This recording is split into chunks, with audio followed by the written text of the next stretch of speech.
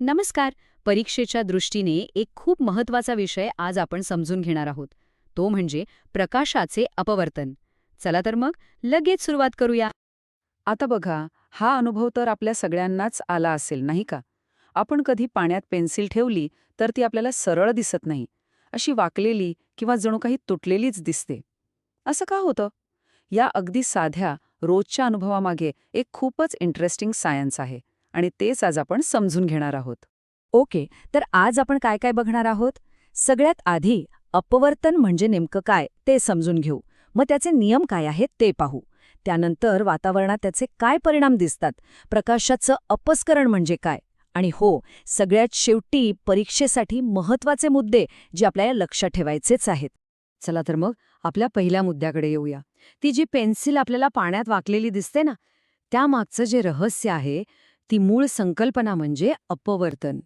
तर मग अपवर्तन म्हणजे काय? त्याची अगदी सोपी व्याख्या अशी आहे: जेव्हा प्रकाश एका पारदर्शक माध्यमातून, समजा हवेतून, दुसऱ्या पारदर्शक माध्यमात जातो, म्हणजे पाण्यात, तेव्हा तो सरळ जात नाही. तो आपला रस्ता थोडा बदलतो, त्याची दिशा बदलते. आणि प्रकाशाच्या याच दिशा बदलण्याला अपवर्तन असं म्हणतात. याचमुळे आपल्याला ती पेन्सिल वाकलेली दिसते.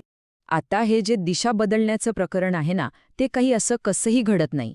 त्याच्या मागे काही पक्के नियम आहेत, फिजिक्सचे नियम. चला, ते नियम कोणते आहेत ते बघूया. तर हे आहेत ते दोन मुख्य नियम. पहिला नियम काय सांगतो, की जो प्रकाश किरण येतोय म्हणजे आपाती किरण, आणि जो वाकतोय म्हणजे अपवर्तित किरण, हे दोन्ही त्या रेषेच्या म्हणजे स्तंभिकेच्या विरुद्ध बाजूनं असतात.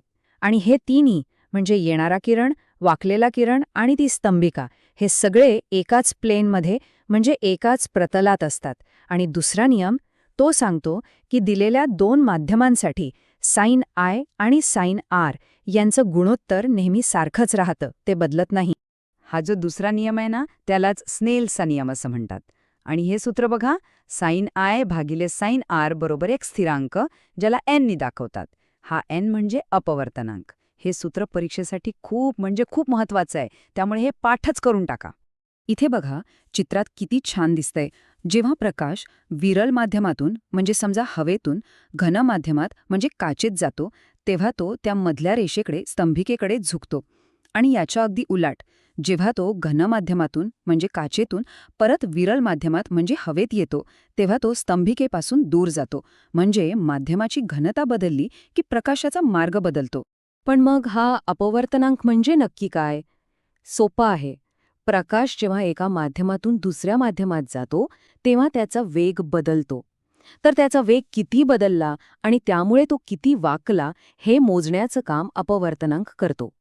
आणि हो, प्रत्येक माध्यमाचा अपवर्तनांक वेगवेगळा असतो. इथे या टेबलमध्ये काही उदाहरणं दिली आहेत.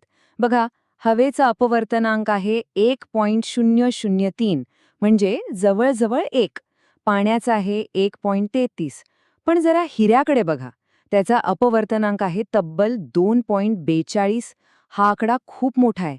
आणि म्हणूनच जेव्हा प्रकाश हिऱ्यामध्ये शिरतो, तेव्हा तो खूप जास्त वाकतो, आतल्या आत फिरत राहतो. आणि म्हणूनच हिरा आपल्याला इतका चमचम करताना दिसतो. ओके, आतापर्यंत आपण पुस्तकातल्या किंवा लॅबमधल्या गोष्टी बघितल्या. पण हेच नियम आपल्या रोजच्या जीवनात, आपल्या वातावरणात किती बारीक बारीक गोष्टी घडवतात ते बघायला खरंच खूप मजा येईल.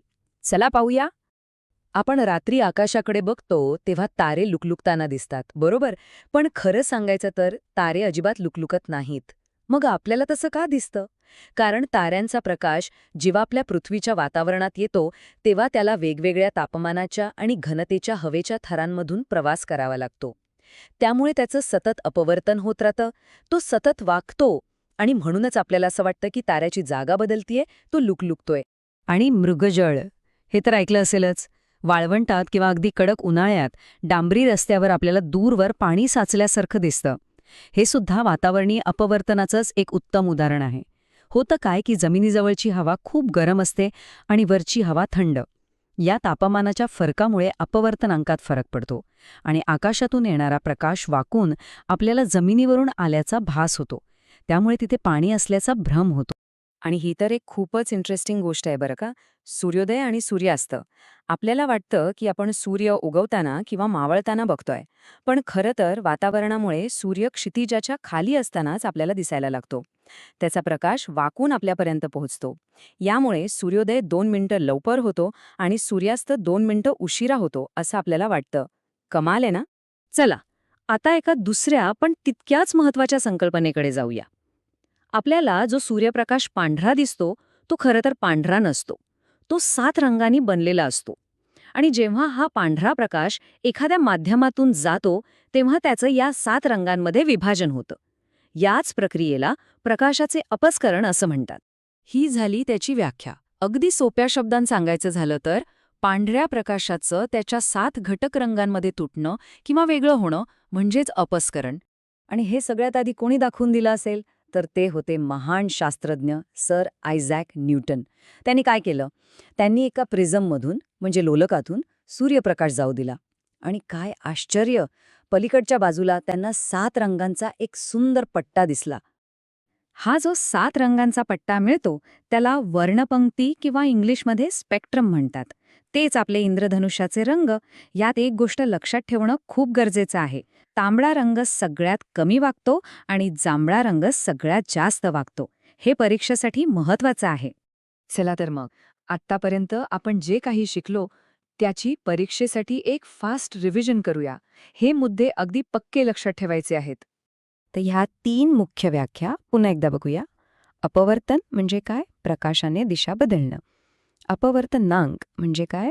तो किती बदलतो याचं माप. आणि अपस्करण म्हणजे पांढऱ्या प्रकाशाचं रंगांमध्ये विभागलं जाणं. एकदम सोपं. आणि ही 2 सूत्र ही तर विसरायचीच नाहीत. एक म्हणजे स्नेलचा नियम, साइन आय भागिले साइन आर बरोबर एन. आणि दुसरं म्हणजे निरपेक्ष अपवर्तनांक काढण्याचं सूत्र. यावर आधारित प्रश्न परीक्षेत नक्की विचारले जाऊ शकतात, त्यामुळे यांची प्रॅक्टिस करा. आणि आता निसर्गातला एक सगळ्यात सुंदर चमत्कार, इंद्रधनुष्य. इंद्रधनुष्य म्हणजे फक्त एक गोष्ट नाहीये, तर आपण आतापर्यंत शिकलेल्या 3 गोष्टींचं एक सुंदर मिश्रण आहे.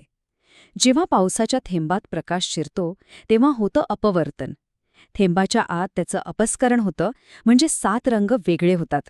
आणि मग थेंबाच्या आतूनच प्रकाश परत फिरतो, ज्याला आंतरिक परावर्तन म्हणतात. या तिन्ही गोष्टी एकत्र येतात तेव्हा ते सुंदर इंद्रधनुष्य आपल्याला दिसतं. तर मग जाता जाता एक प्रश्न विचार करा आणि आठवून बघा, इंद्रधनुष्य दिसण्यामागे प्रकाशाच्या कोणत्या 3 घटना एकत्र काम करतात? या प्रश्नाचं उत्तर जर आपल्याला देता आलं तर समजायचं की हा सगळा टॉपिक आपल्याला अगदी व्यवस्थित समजला आहे.